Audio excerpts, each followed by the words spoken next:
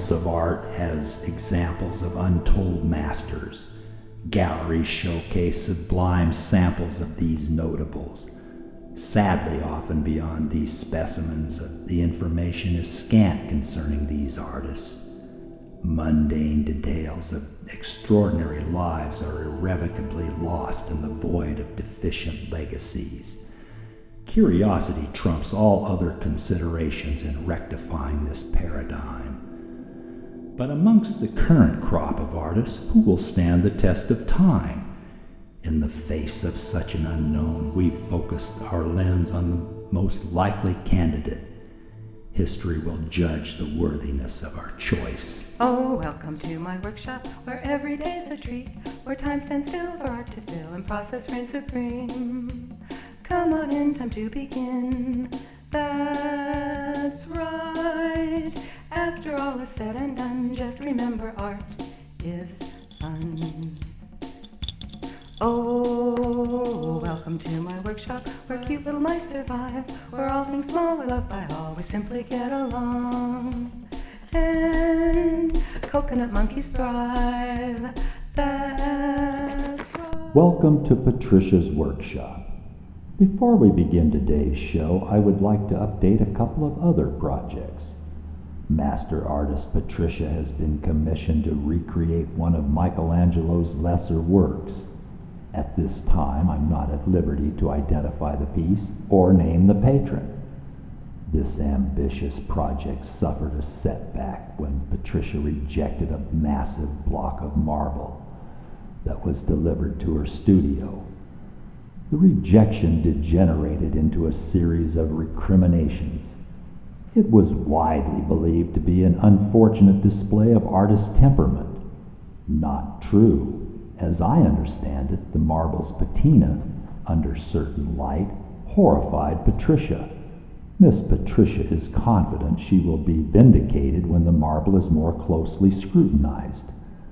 Master artist Patricia has also been commissioned to create a mural depicting man's eternal struggle against nature.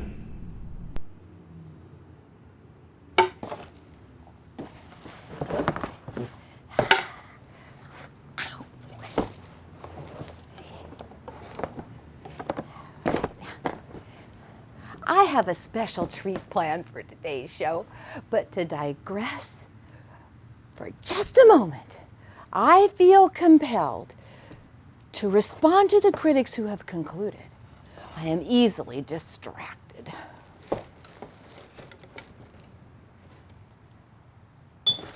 Ridiculous.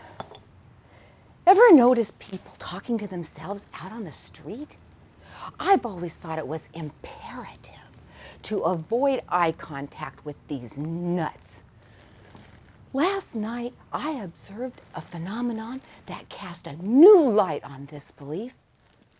The event made it obvious to me that many of these people are actually talking to aliens. Oh. Pardon the interruption, but the crew has petitioned me to approach you about the rodent infestation. What rodent infestation? All I know is the crew are threatening to revolt unless something is done about the vermin. Angus says a mouse ate part of his lunch. That's horrible. Oh, I see what you eat, Angus. I hope the mouse is all right. I'm sure the mouse is fine, Miss Patricia. However, the mouse's well-being is not the issue here. If I may be so bold, there are these electronic traps that you bait with peanut butter. The mouse goes in and is zapped. It's not messy and very humane. Humane? How could you say such a thing? That's one of the girliest things I've ever heard of. The defenseless little critters are allured with the promise of a peanut butter snack. And then without warning are electrocuted? Oh, their families must be grief-stricken. I had no idea you were capable of this level of violence. Miss Patricia, I'm devastated by your reaction. Clearly I hadn't thought this through. I'm deeply sorry. I mistakenly thought the electronic trap was a viable solution to the problem. My optimism for any sort of resolution has plummeted. Oh, your mother is on the phone.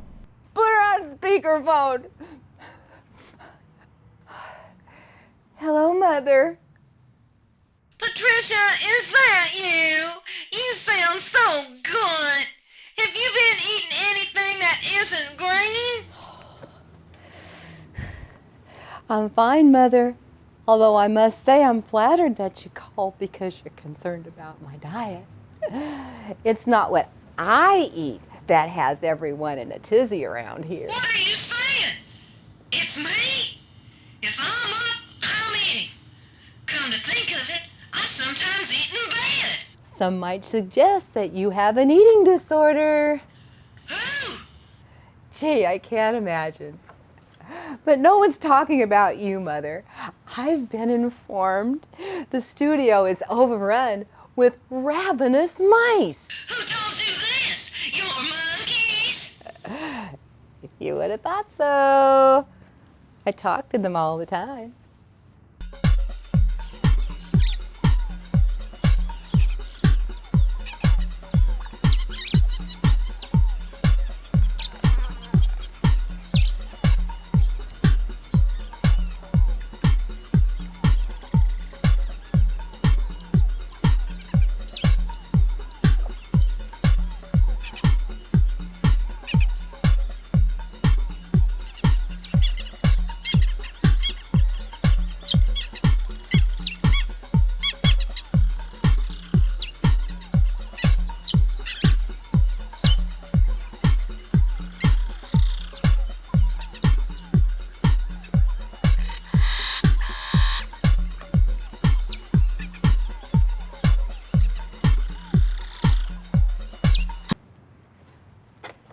You'd think you're the only one who's ever had mice.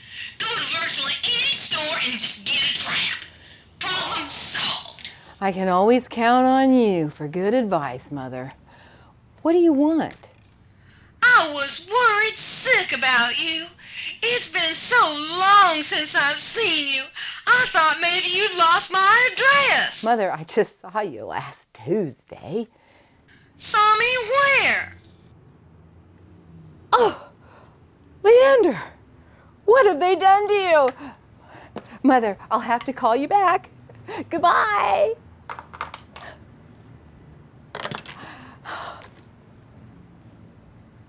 Oh, that's not the problem. Nor is it even Leander, you idiot. Look, look, look. Look, his head is all jumped up. My monkeys are not mouse food. This is unacceptable. Something has to be done. I have the exterminator on the line. Hello? This is Patrishaa.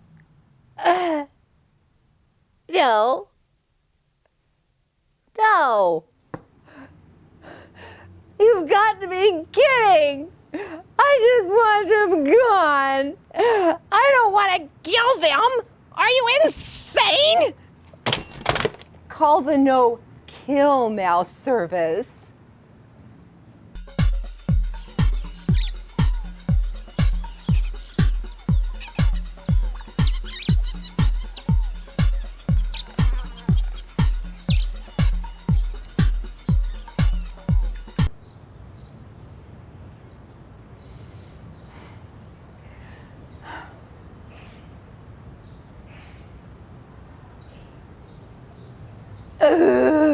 I didn't used to have mice. Or if I did, they knew their place. Oh, or maybe it was the new neighbors.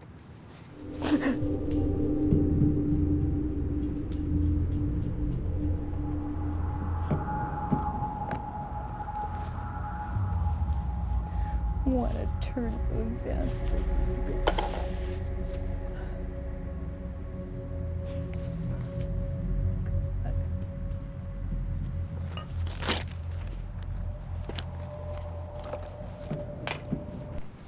Good news, Patricia. A favorite snack for tarantulas are mice. Oh, very funny.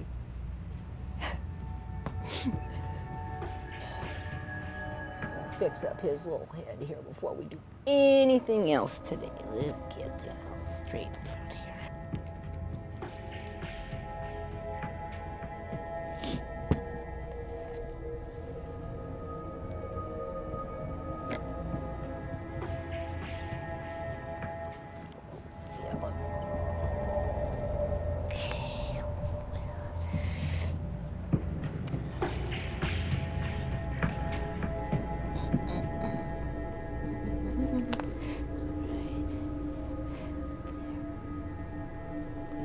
Little leather thing there. There is.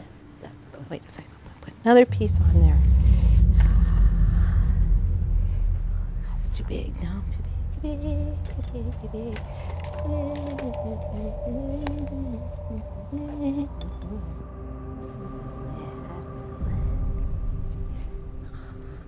Well, now doesn't that look better? Will you be getting back to your show? Are you serious? Where are your priorities? This situation demands my immediate attention. Ugh, don't bother me. I have to focus. What was that? No, really, what was that? There's something down there.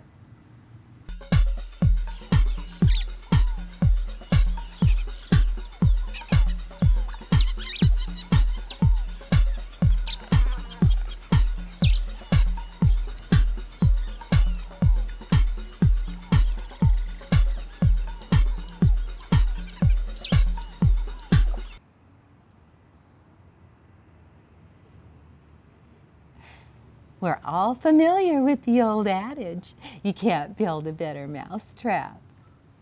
Really? Is that a challenge? I'm just sorry it took a near revolt to motivate me.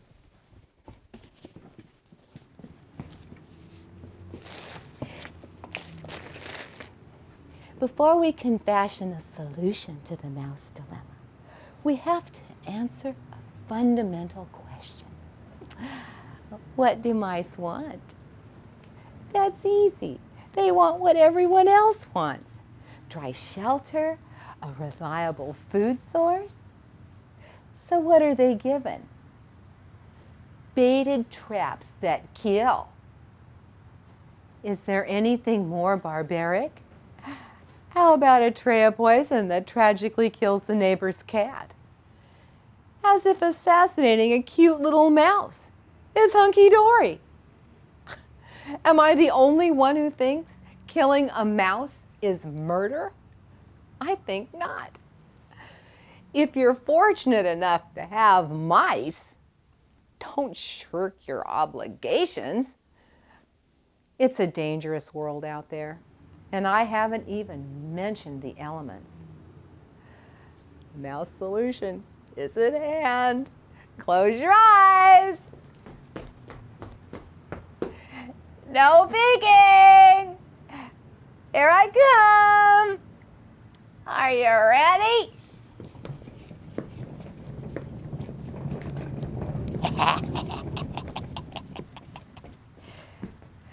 Ta-da! I give you the solution to a perplexing problem. Mousie's house, condo, and fine living. I'm not hearing anything. No applause? No cheers? No nothing? Well, I guess I'll have to point out some of the glorious features of Mousie's house, condo, and fine living. That's one of the no-frills units, or perhaps the do-it-yourselfers. In any case, I'm up here.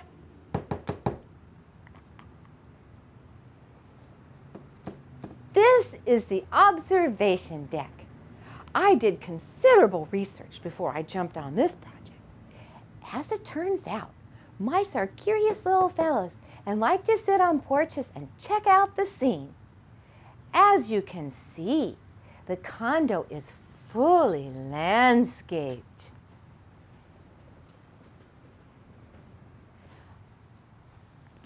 I'm planning on adding a swimming pool this summer.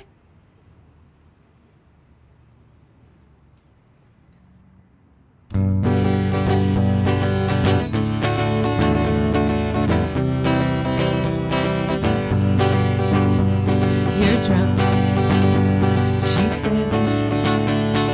Yeah, he muttered low. I love you when you're drunk, she said. Oh, he said. You say nice things when you're drunk, she said.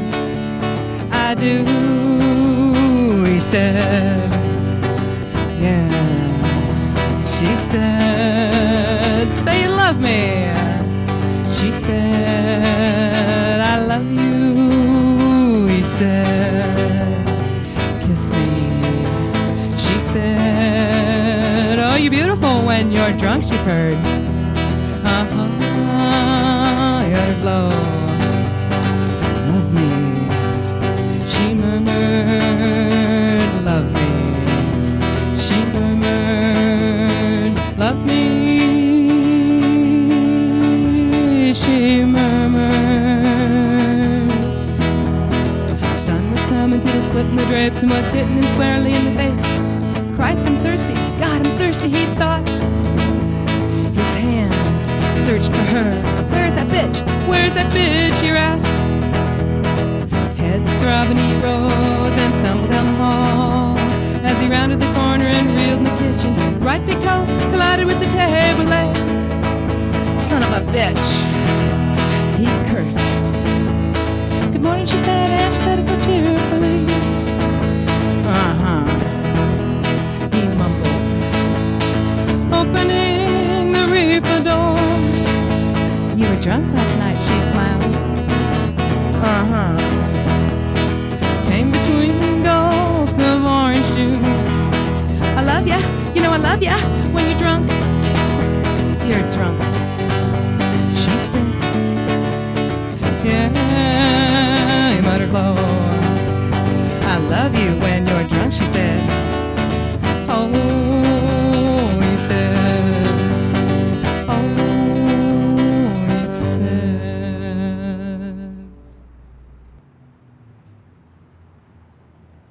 There are numerous bachelor pads. Oh. There are family dwellings. The condos are spacious, so privacy is assured. I thought about putting numbers on the apartments, but I didn't think the mice would get it. And besides, I didn't want to junk it up.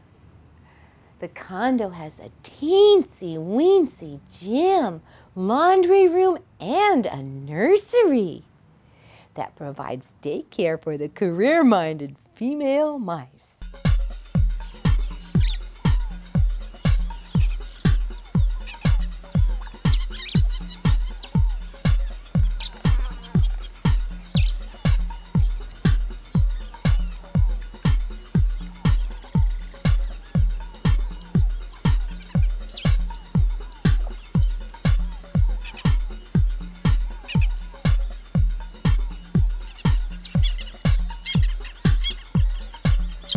Not surprisingly, I'm often asked for tips on interior decorating. Whether you have mice or not, what room wouldn't be enhanced by the addition of a mouse condo? This is gonna make me even more famous than I am now. You'll see. Oh, and one more thing.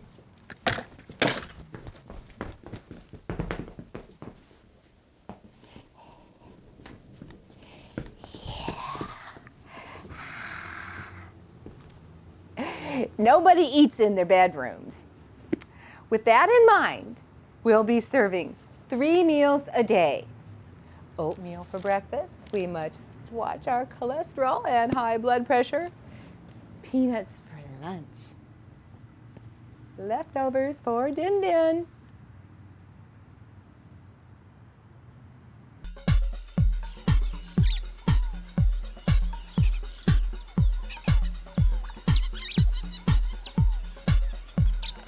Fresh water every day.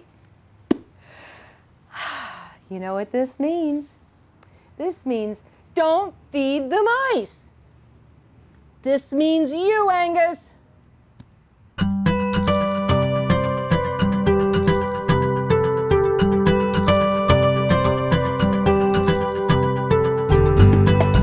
You've done it again, Patricia. Unfortunately, the fastest half hour on TV has expired.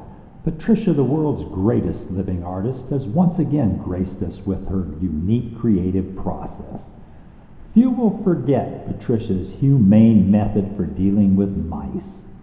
Tune in next week for another chapter in this fabulous series. And don't forget, art is fun. Needless to say, the crew was skeptical about the condo solution. But in fact, mice sightings became rare and the crew's lunches were untouched. Order returned to the set. Monk Deuce, I presume.